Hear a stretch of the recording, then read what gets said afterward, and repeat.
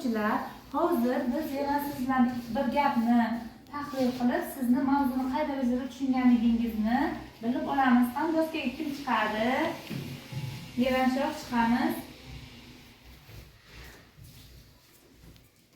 Demak, gapni o'qiymiz. Bahorda o'simliklar uyg'onadi. Bahorda o'simliklar uyg'onadi. Demak, birinchi gapni qaysi bo'lagini topamiz? Uyg'onadi. Uyg'onadi, ya'ni nima? Ega. Kesim. Kesimni topamiz. Demak, kesim qaysi? Uyg'onadi. Uyg'onadi tagiga qanday chizamiz? Ikkita to'g'ri chiziq chizamiz.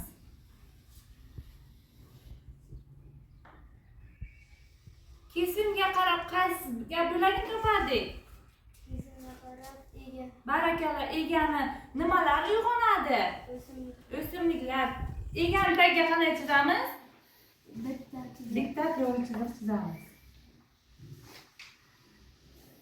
Qachon o'simliklar uyg'onadi? Bahorda. Bahordan tagiga qanday chizamiz? Nuqtacha. Barakalla.